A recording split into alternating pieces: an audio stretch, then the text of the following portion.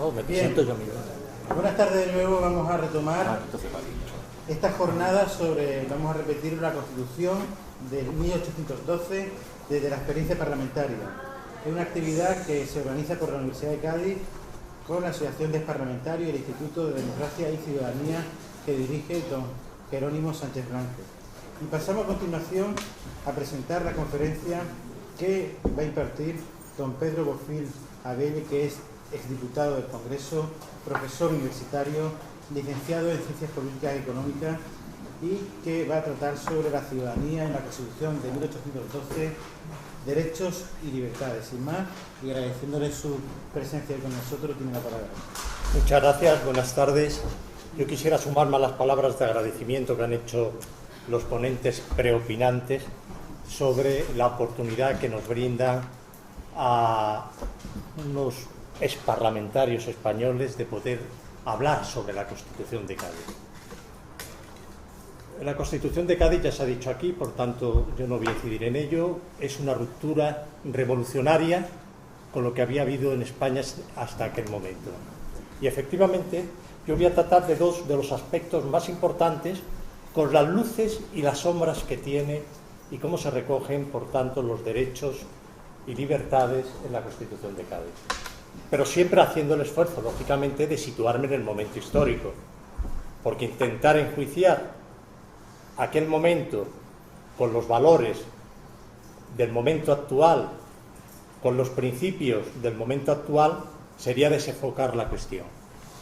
Por tanto, decían efectivamente los que me han precedido en el uso de la palabra en su exposición, que la nación española es la reunión de todos los españoles de ambos hemisferios. Yo quisiera referirme, una vez dicho esto, al artículo número 4 que dice: la nación está obligada a conservar y a proteger por leyes sabias y justas la libertad civil, la propiedad y los demás derechos legítimos de todos los ciudadanos que la componen. A partir de este momento no voy a hacer mayor hincapié, como yo quería y traía preparado, en el momento histórico que se está viviendo. Ya se ha dicho aquí, y yo siempre me gusta recordar que hubo un artículo en 1854 de Karl Marx en el que describía con una admiración increíble lo que había ocurrido allí. ¿Qué había ocurrido allí? Que efectivamente nunca se había tenido un espacio territorial tan amplio de regulación de derechos y libertades, ni tampoco tal diversidad de etnias y culturas. Etnias y culturas, por tanto, que nos van a situar ya desde el principio a la hora de ver quiénes son los españoles con algunas limitaciones. Y también quién tiene el derecho de ciudadanía, que aquí se ha dicho con mucha exactitud que los ciudadanos eran muy pocos. La Constitución de Cádiz casi apela al hecho de que Cádiz era una ciudad liberal fundamentalmente, porque era uno de los centros comerciales que había en España. Pero sí me gusta recordar que efectivamente hay un gran disimulo, como ha dicho don Jerónimo Sánchez Blanco. Es decir, había un sector de diputados muy conscientes de lo que querían hacer. Ellos lo van a recoger luego y lo van a explicar, lo van a confesar, especialmente Argüelles, don Agustín Argüelles, y el conde de Toreno, don José María Queipo de Llano, van a reconocer que ellos tenían de alguna forma que expresarse y que aceptar tácticamente las limitaciones que esa Constitución va a imponer en todos los órdenes, especialmente en el de derechos y libertades. Es decir, en primer lugar, he leído el artículo 4, pero cuando dice: la nación está obligada efectivamente a conservar y proteger con leyes sabias y justas la libertad civil, la propiedad y los demás derechos legítimos de todos los individuos que la componen. Pero ¿quiénes son españoles? Y esta es una de las grandes cuestiones. ¿Son españoles todos los que viven en esos territorios? No, y esto es una de las primeras sombras que luego hablaré sobre ella. Españoles son todos los hombres. Hay una cuestión de género muy importante en esta Constitución. Libres, nacidos y avecindados. El ser vecino era lo que daba también, era una de las condiciones sine qua non para poder ser ciudadano. en los dominios de las España y los hijos de estos.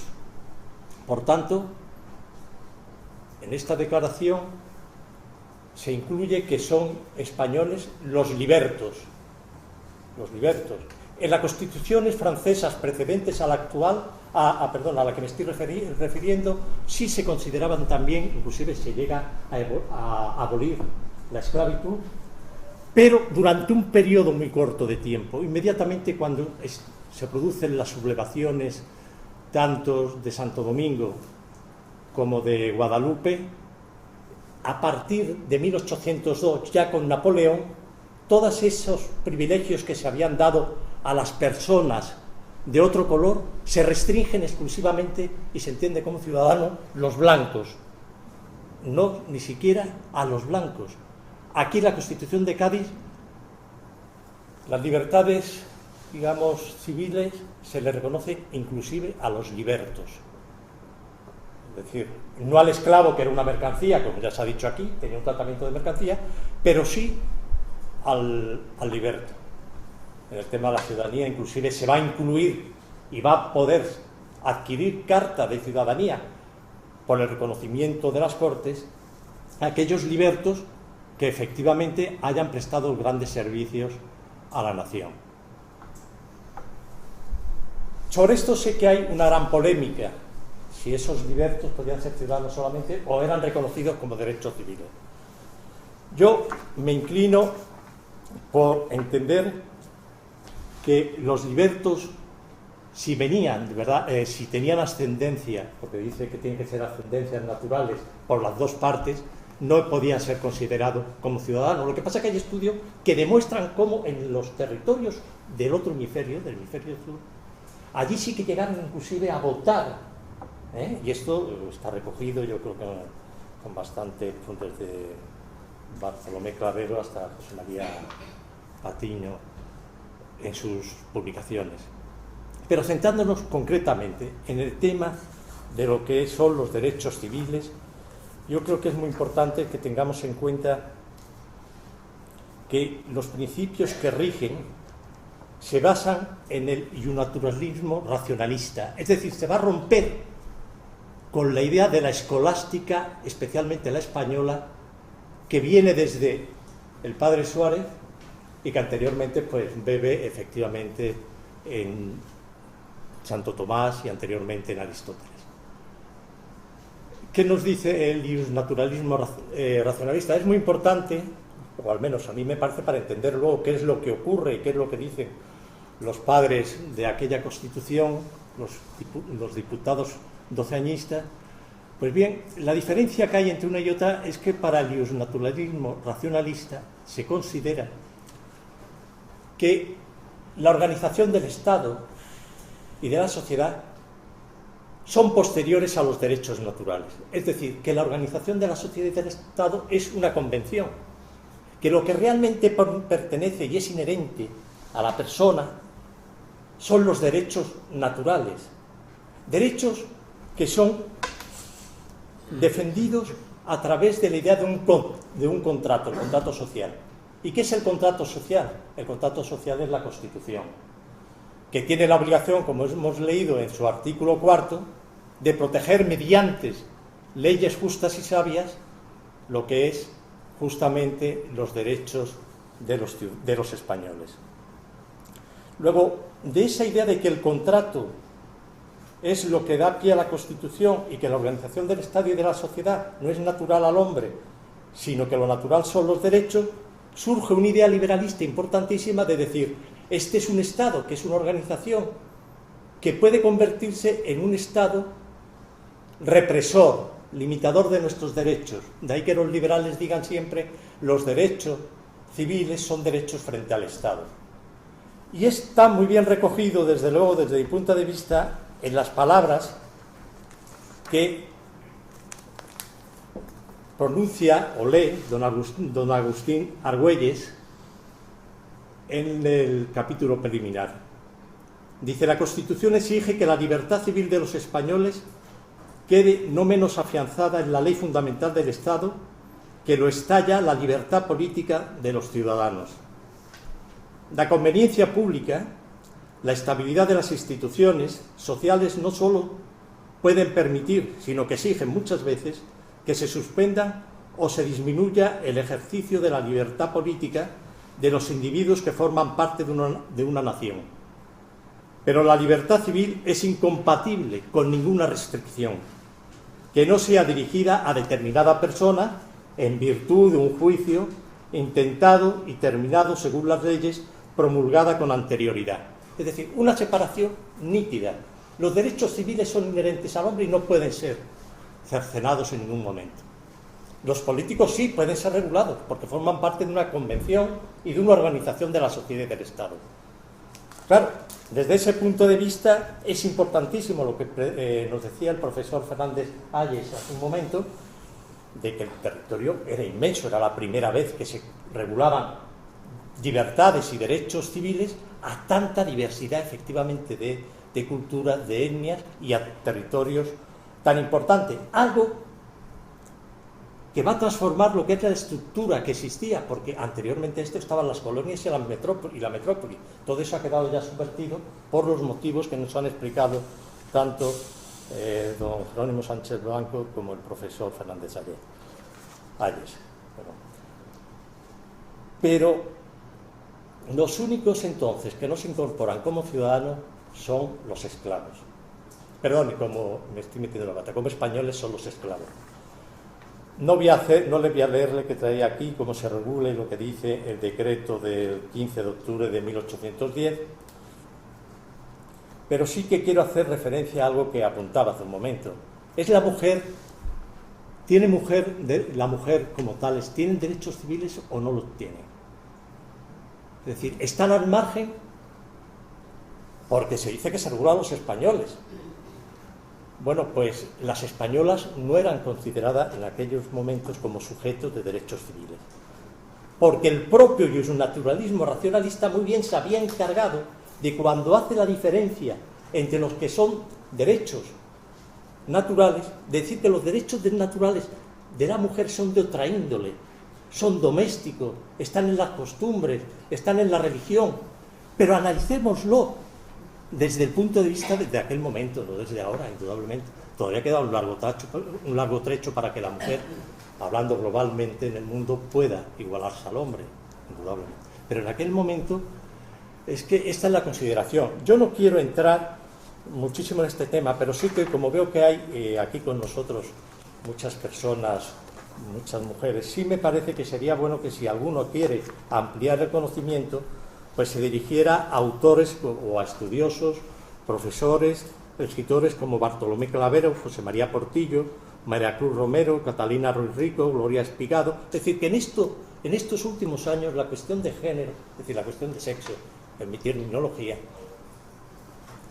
yo creo que ha sido uno de los grandes aportes que ha tenido el Bicentenario, porque nunca se había tratado con tanta extensión y tanta profundidad como se ha estudiado en este momento.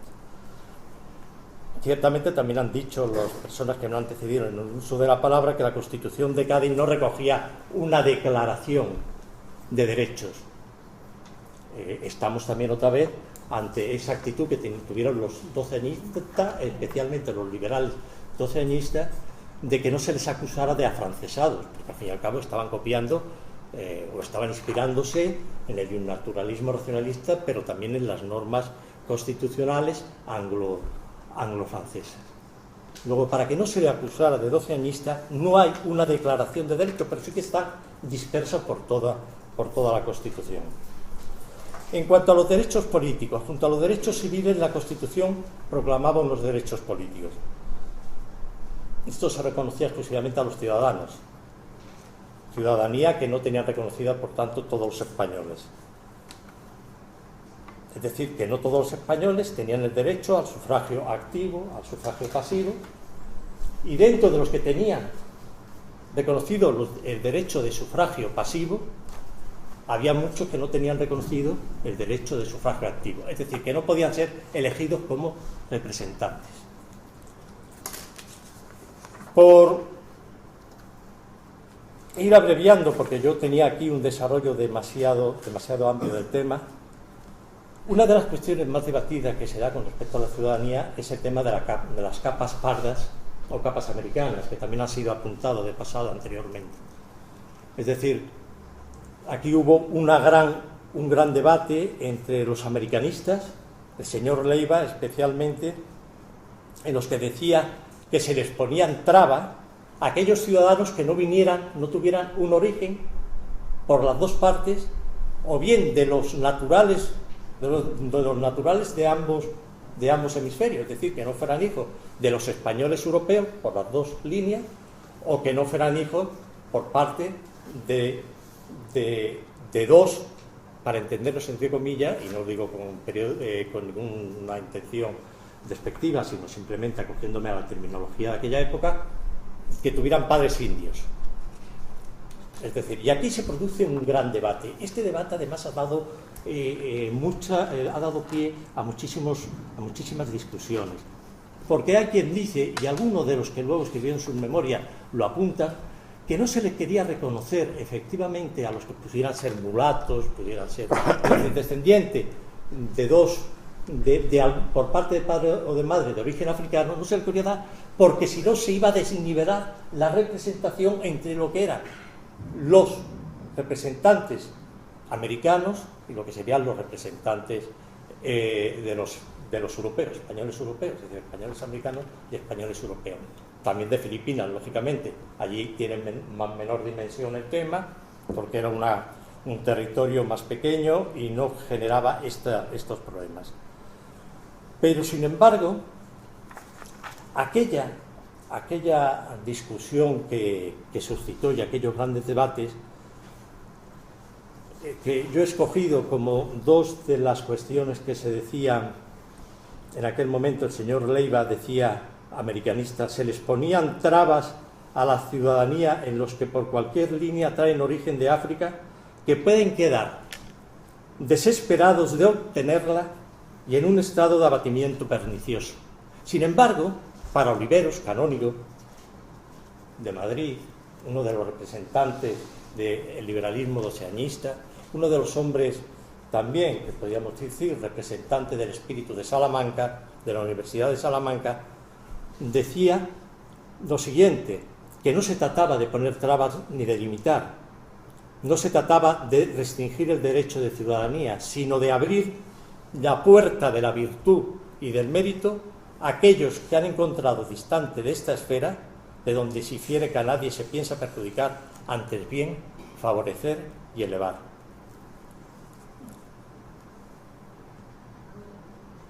Son estos ciudadanos, por tanto, o estas personas, objeto depositario de soberanía o no. Yo creo que difícilmente podríamos decir que el concepto de ciudadanía que se podía exportar en aquel momento a América podría ser tenida en cuenta en los términos en los que estaban expresándose unos doceñistas liberales que lo que buscaban era cómo poner paz en unos territorios convulsos, porque ya no hay que olvidar que en aquellos territorios habían surgido enfrentamientos entre los propios españoles o descendientes de españoles con la metrópoli.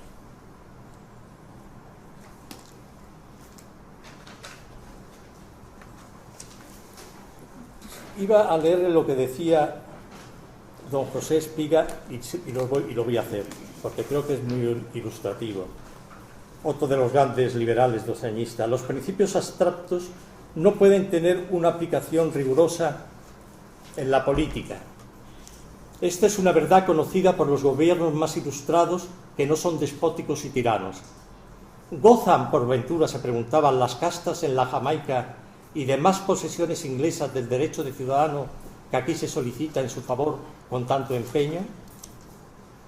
Vuélvase la vista a los innumerables propietarios de la Carolina y de la Virginia pertenecientes a estas castas y que viven felizmente bajo las sabias leyes del gobierno de los Estados Unidos. ¿Son acaso ciudadanos? Por tanto, lo que estamos viendo aquí es que la ciudadanía se quedaba restringida exclusivamente a los que son hijos descendientes de los que eran naturales de ambas Españas, ¿no? O de las Españas de uno y otro hemisferio. Dentro de las libertades, efectivamente de las libertades civiles, había toda una serie, una panoplia de libertades civiles dispersas que a mí me parece que eran una copia efectivamente de lo que ocurría en lo que se había recogido en las constituciones, diversas constituciones francesas. Y es que en referente a lo que es el establecimiento del derecho de sufragio se condicionaba efectivamente a la condición de ciudadano. El sufragio activo es universal, pero es masculino, no hay que olvidarlo, e indirecto en cuarto grado para las elecciones de diputados a Cortes, a los que se le pedía tener más de 25 años y tener una renta anual proporcionada que se recoge en el artículo 91, pero que el artículo 92 alejaba hasta que se dieran las condiciones necesarias para que esa condición de tener una renta proporcionada fuera posible. También se recoge efectivamente la inviolabilidad de domicilio, es importantísimo, en el artículo 306 se dice que el allanamiento quedará regulado por una ley que lo permitirá cuando lo requiera el buen orden y la seguridad del Estado. Es decir, solamente en esos dos supuestos se podía violar, se podía allanar el domicilio. El tercero es el derecho de peticiones.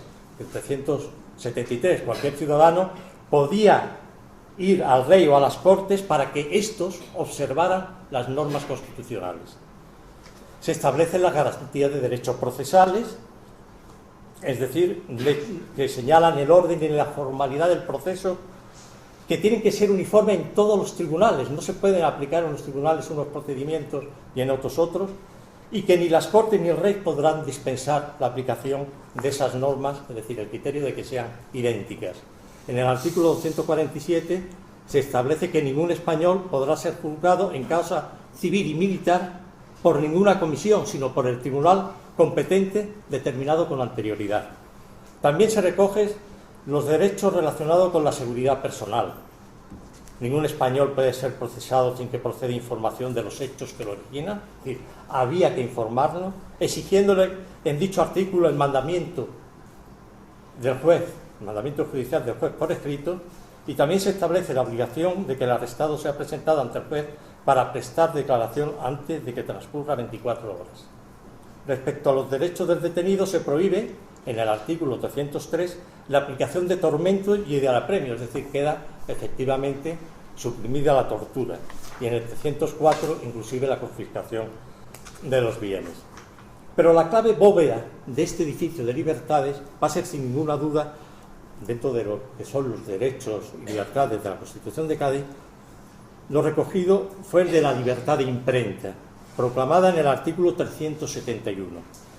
Pero que esta era una libertad regulada ya por un decreto anterior.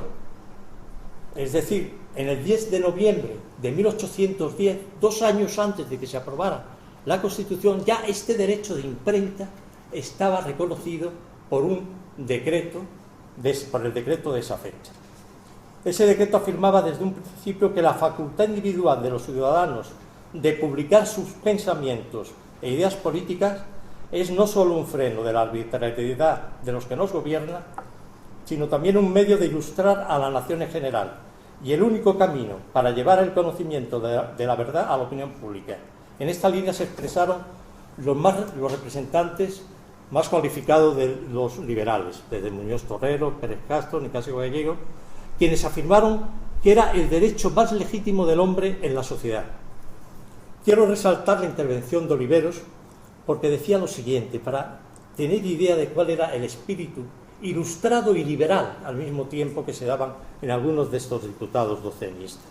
La censura previa que encadena a la imprenta es contraria a la propagación de las luces y obras del tiempo, que aman necesariamente las tinieblas, añadiendo: la religión ama y necesita de la libertad, porque sus verdades triunfan infaliblemente del error desde que pueden publicarse libremente y que sin ella prudentemente enfrentada todo es esclavitud y males. Llegaban a decir que como la religión católica era la verdadera, era necesaria que todo el mundo expresara sus posicionamientos también religiosos, porque cuando otras confesiones expresaban sus verdades, se comparándolas con las católicas, se darían cuenta del error tan grande en la que se encontraban. Es decir, había un impulso total. ¿Y esto por qué es así? ¿Por qué tantos eclesiásticos llegan a propagar la necesidad de la libertad de imprenta? Luego veremos que todo esto es un artilugio, tanto esto como la limitación o lo que contempla en el artículo 12, la confesionalidad del Estado, es un artilugio para acabar con la Inquisición. La Inquisición era el objetivo de estos grandes ilustrados y liberales. Había que acabar con la Inquisición, porque ellos llegan a decir que la Inquisición era la culpable, inclusive llegan a tacharla de una institución ajena a lo que eran las libertades y los derechos y los comportamientos de los ciudadanos españoles en la Edad Media, porque se introduce desde Europa. Hablan de la permisividad que había en los reinos cristianos y árabes con respecto a las confesiones. Llegan a decir que es la culpable del embrutecimiento que existe y del fanatismo que existe en España. ¿Y esto de dónde viene? Viene de que en la Universidad de Salamanca había seguido y se había creado uno de los centros más importantes de seguidores de Tamburini y de Zola. ¿Quiénes son Tamburini y Zola? Tamburini y Zola son dos de los más prestigiosos eclesiásticos que surgen de ese sínodo de Pistoia, que había sido convocado por el obispo Ricci y que va de alguna forma a conectar con las ideas del jansenismo, pero haciéndolo más permisivo aún, y limitando y descentralizando a la Iglesia. Y eso se verá claramente en Muñoz Torrero, se verá magníficamente en Oliveros, en Gallego, en todos esos eclesiásticos que luchan efectivamente para suprimir la intolerancia de las ideas y para, de alguna forma, propagar la libertad de pensamiento.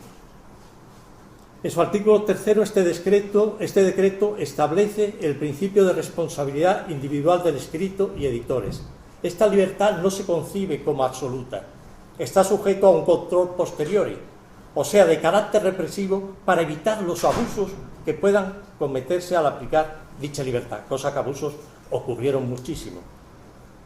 Este control se dirige, por tanto, a los libelos infamatorios, los escritos calumniosos, los subversivos de las leyes fundamentales de la monarquía y los contrarios a la decencia pública y buenas costumbres. Para asegurar la libertad de imprenta y contener los abusos, se decía, se nombrará una Junta Suprema de Censura integrada por 9 miembros, de los cuales 3 serán necesariamente eclesiásticos, y ellos nombrarán a unas juntas provinciales integrado por 5, de los cuales 2 necesariamente serán eclesiásticos. Los escritos de carácter religioso, sin embargo, tendrán otro tratamiento, porque sí hay una censura previa. Están sujetos a una censura previa de los ordinarios eclesiásticos, dice la Constitución.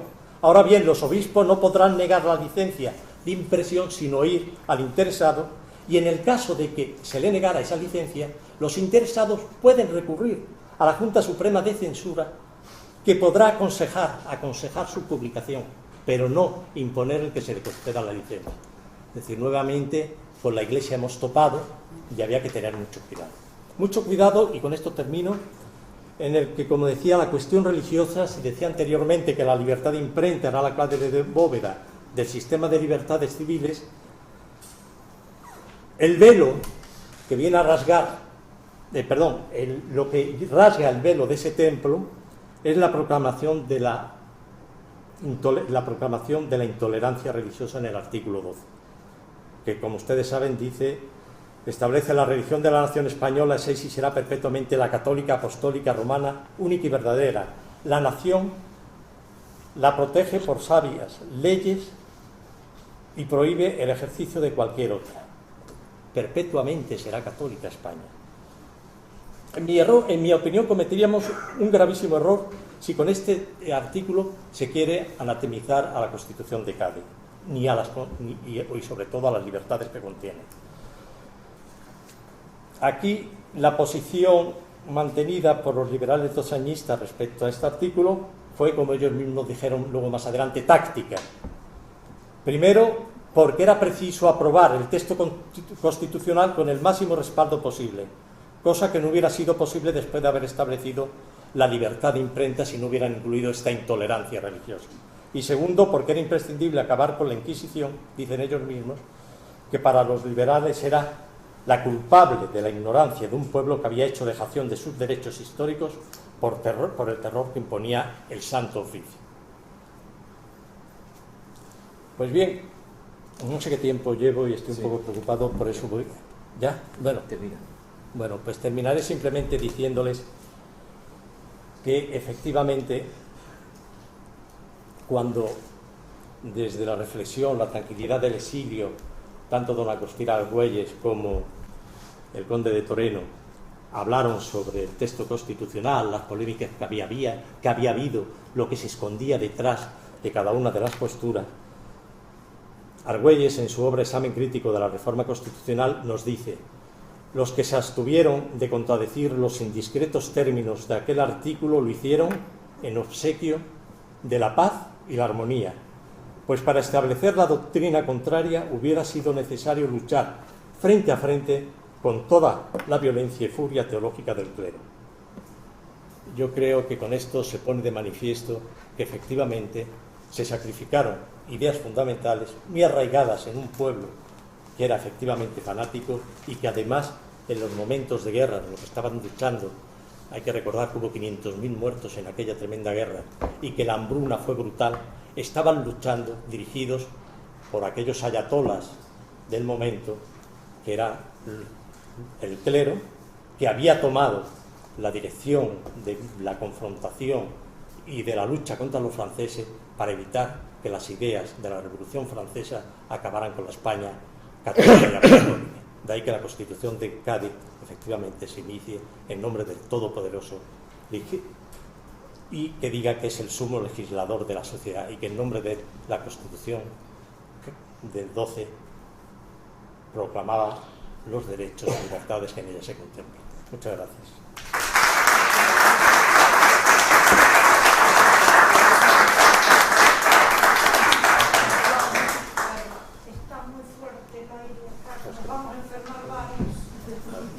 Ahora van a bajarlo. Bien, sin más preámbulos, y tras la interesantísima conferencia de don Pedro Bofill, vamos a dar paso a la última conferencia de la tarde, que tiene un título de nombre muy sugerente. Cuando vimos el programa, sin duda, en estos momentos en que España, sobrecogidos todos con tanta información negativa de los medios de comunicación, con esa situación económica que parece que no tiene una respuesta cercana, pues todos necesitamos referencia, buscar esos valores, esos principios, como no, también en la Constitución de Cádiz. Está con nosotros don Francisco Valls García, doctor en Derecho, profesor universitario, es parlamentario, una persona cuyo criterio sin duda nos va a ser muy útil para afrontar primero lo que es la Constitución de Cádiz y luego la situación actual. Con el título Presencia de la Constitución de 1812 en la vida política actual, agradecemos su presencia y le damos la palabra. Buenas tardes. Muchas gracias tanto a la Universidad de Cádiz como a la Asociación de Parlamentarios por invitarme a estar aquí hoy con ustedes. Y muchas gracias a todos ustedes por aguantar lo que le estamos echando. Antes de decir nada, les voy a dar un consejo. Sabiendo lo que dice el padre de un amigo mío, no me des consejos que sé equivocarme solo. Bueno, pues sabiendo eso yo les digo, nunca acepten ustedes hablar después de 3 personas. Porque ahora, ¿qué digo yo? ¿Qué digo yo? ¿Cómo me lo maravillaría yo? Que diría la Lola.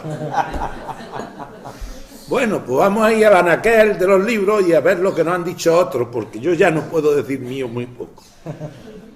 10 o 12 años antes de la Constitución de Cádiz y de que se reunieran las Cortes en la isla del León, uno de los filósofos más importantes de la historia, para mí, Kant, decía: la revolución de un pueblo pletórico de espíritu que estamos presenciando en nuestros días puede triunfar o fracasar, puede acumular miseria o atrocidades, Y sin embargo, esa revolución encuentra en el ánimo de todos los espectadores una simpatía rayana en el entusiasmo.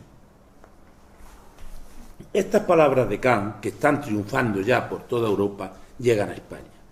Y hay un grupo de españoles, los que han llamado ellos los liberales, lo que algunos llamarán los afrancesados, las hacen suyas y tratan de plasmar esas ideas nuevas en el texto que ellos quieren realizar. Todavía no se sabe si va a ser el texto de Cádiz o cuál va a ser, pero se plasmará en el de Cádiz. Por cierto, yo tengo que hacer un homenaje en Cádiz, primero a todo el pueblo de Cádiz, pero en segundo lugar a los ilustrados, a los que se les llamó de una manera despectiva afrancesados. Y les recuerdo, por ejemplo, el texto de Artola, o un texto muy reciente de Todorov hablando de Goya como afrancesado. Bien, ante la situación que se plantea, como han dicho mis preopinantes, ya no sé si los 3, 2 o 1, pero dicho se ha dicho, de la dejación de poder que han hecho el rey Felón, su padre y toda la corte, el pueblo español y los constituyentes lo que quieren hacer es a la vez levantar un muro, que es la Constitución de Cádiz, que sirva para evitar dos cosas. Una, la invasión napoleónica, por un lado, y por otro, acabar con el antiguo régimen. Eso es para mí lo que significa fundamentalmente el texto gaditano, el texto del 12, la Pepa.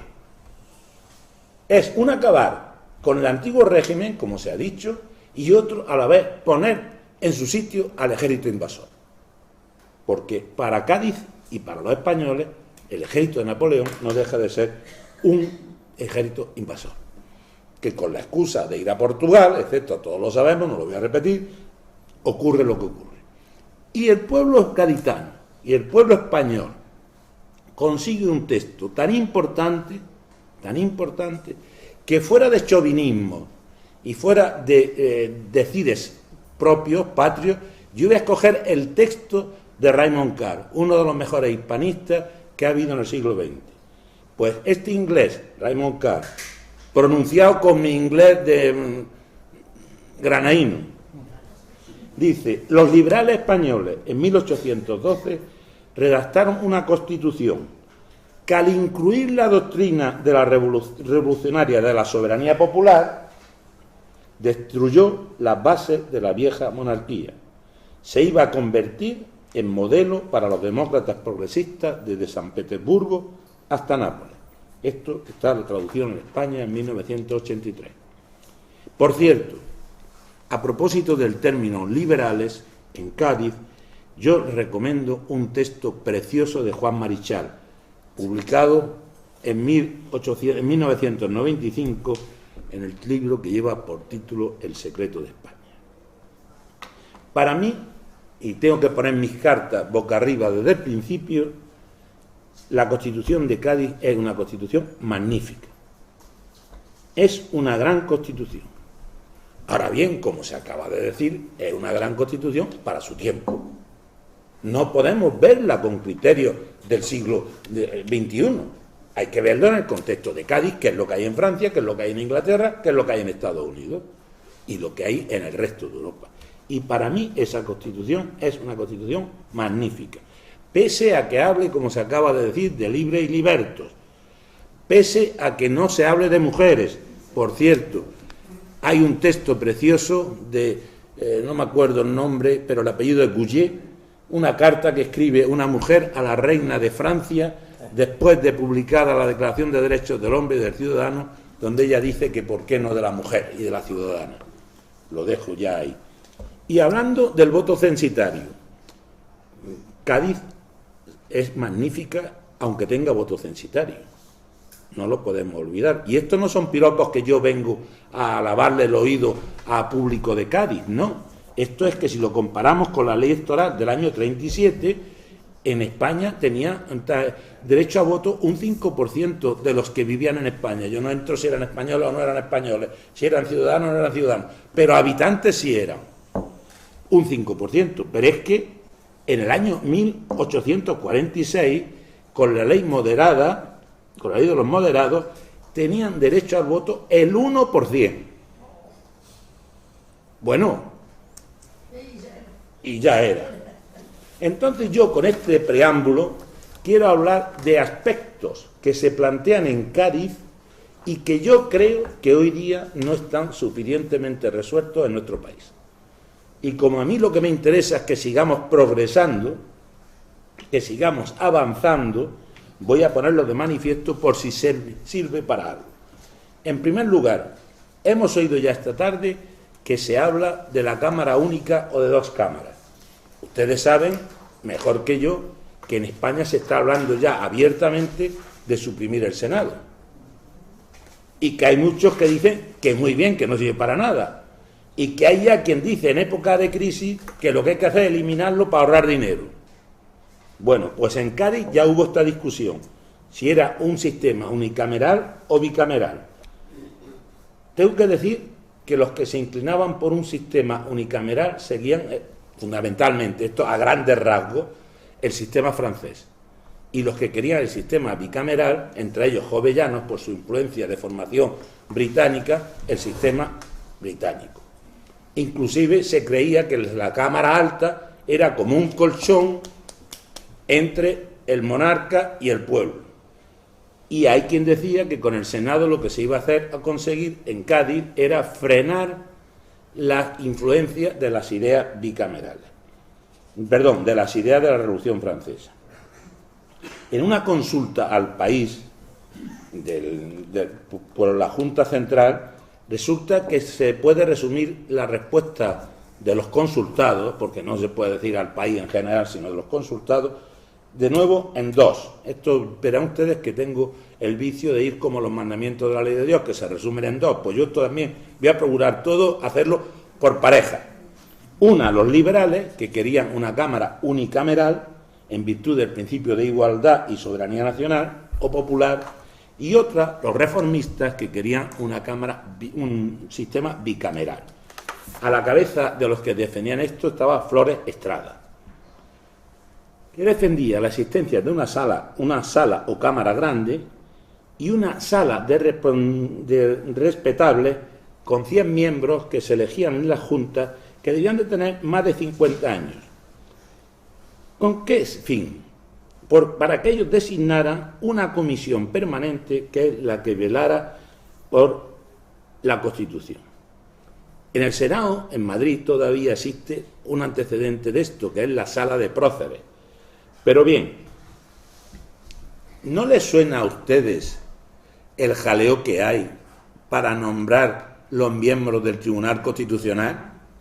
Pues esa junta que velaría por la Constitución puede ser nuestro Tribunal Constitucional actual. Y yo digo, ¿y por qué aquí tenemos que armar la que armamos, la marimorena, cada vez que hay que renovar el Tribunal Constitucional? En Estados Unidos los nombra el presidente y no pasa nada. Y por el voto de un señor se gana las elecciones un presidente, Bush hijo, o las pierde. Y no pasa nada. Y aquí, dígame usted allí, esta educación para la ciudadanía o lo que usted quiera, armamos un trifoste que yo no lo entiendo. Yo le adelanto, mi opinión es que esto es falta de experiencia democrática. Nada más, no somos ni mejores ni peores ni nada. No vamos a decir aquello de que es que no estamos acostumbrados, no nos merecemos unas que nos manden, nada. No existe personas de primera y personas de segunda, y a los españoles les ha tocado de segunda o de tercera, no, ni hablar. Aquí lo que falta es una experiencia democrática que otros países llevan 2 siglos y que aquí, si no hubiera fracasado Cádiz, pues llevaríamos 2 siglos. Pero como ahora veremos que va a fracasar por una serie de intentonas, pues no estamos acostumbrados. Bien, no sé si lo he dicho, pero lo repito. Uno de los defensores de la Cámara Alta es Jovellanos por su influencia británica.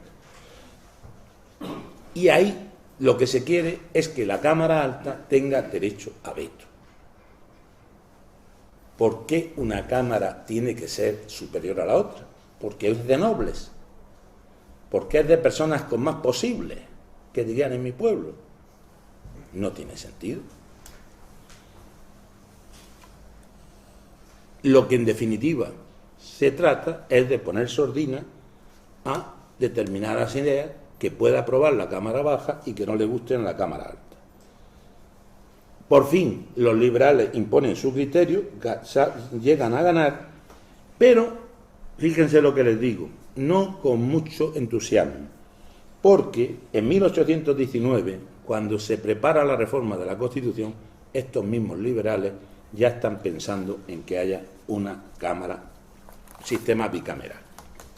Y les voy a leer una cosa que no renuncio a leerla y afortunadamente no la ha leído nadie, y es uno de los textos más bonitos que yo me he encontrado de Cádiz.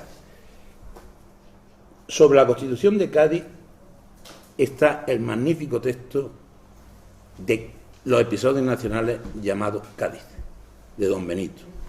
Para mí, se lo confieso, la mejor historia de España del siglo XIX que existe, los episodios nacionales. Pues fíjense, en el diálogo entre doña Flora, Amaranta y Gabriel se dice: yo no creo que haya tales cortes, dijo Amaranta, porque las cortes no son más que una cosa de figurón que hace el rey para cumplir un antiguo uso.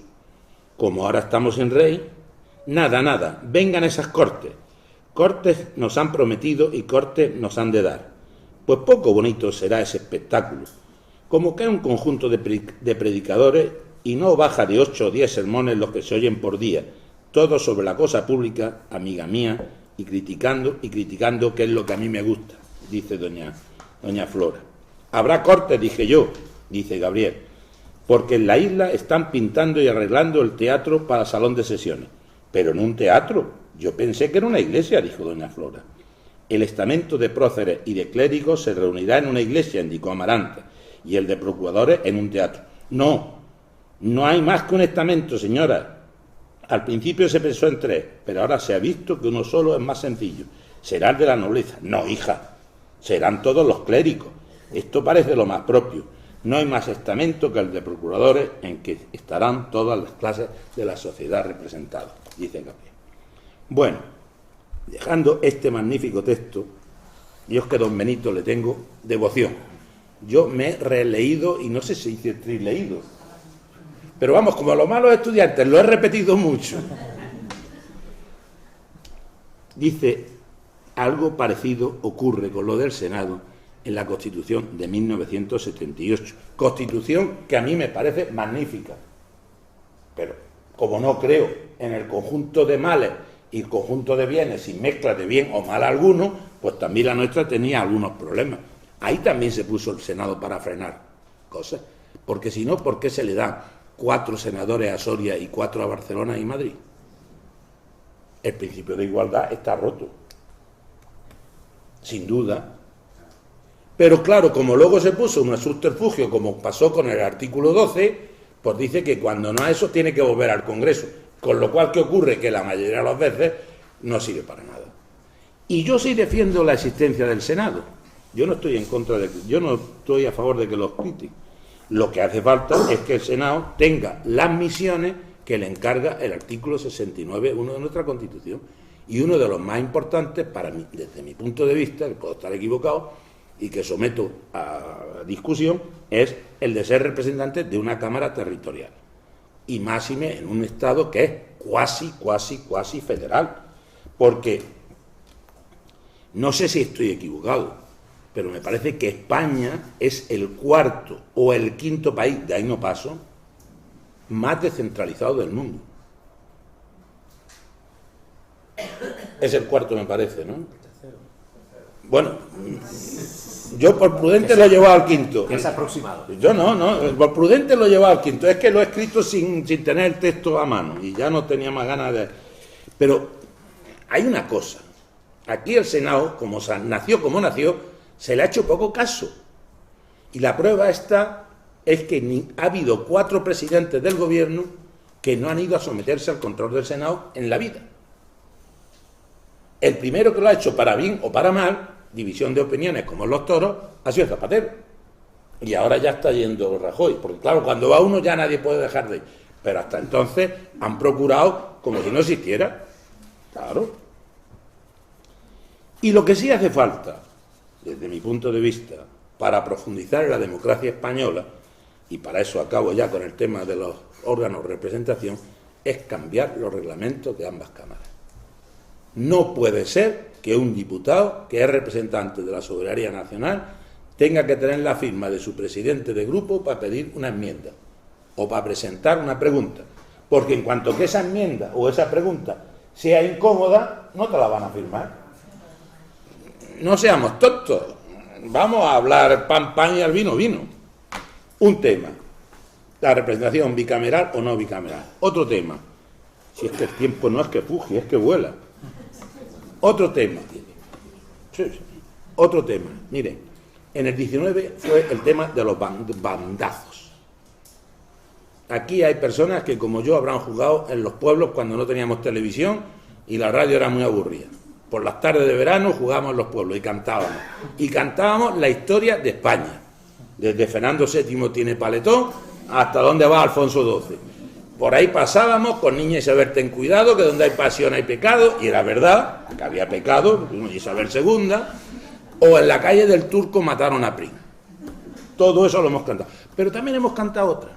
Trágala, Vir serviró. Tú que no quieres constitución. ¿Y qué es lo que pasaba? Que cuando ganaba un partido, le daba un constitucionalazo al otro en la cabeza, y cuando el otro volvía a ganar, le daba otro constitucional. Aquí hemos tenido una serie de bandazos de constituciones que es horrorosa. ¿Por qué? Porque quizás la mejor representación del siglo XIX español la hizo Goya en el retrato, en el cuadro de Duelo a garrotazos. Se recordarán ustedes, dos españoles metidos en la tierra hasta la cintura, cada uno con estacazos, y hasta que uno no mataba al otro no se sacaba. O sea, magnífico ejemplo de diálogo, de comprensión, de tolerancia, de amistad, de todo lo que ustedes quieran. O Larra, cuando aquí dice, aquí yace media España, murió de la otra media. O Machado, españolito que viene al mundo, por cierto, qué pena, ¿eh? La mayoría de los de mi edad no hemos enterado de Machado por Serrat.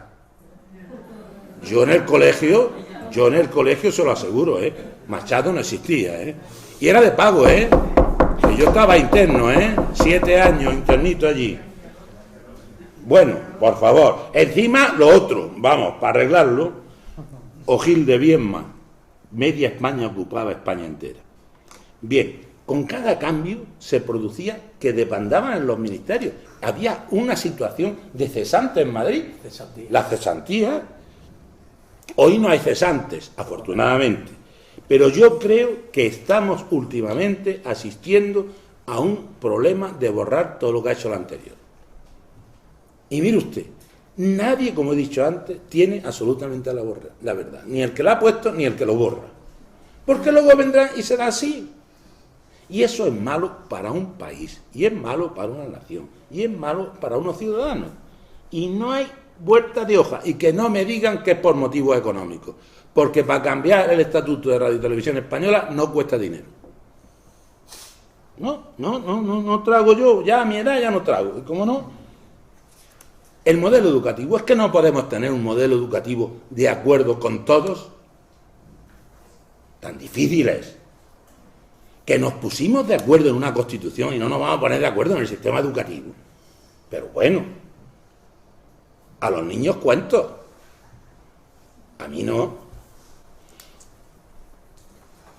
¿Por qué no podemos tener una ley del aborto como hay en Europa? Como hay en Europa, ni más ni menos.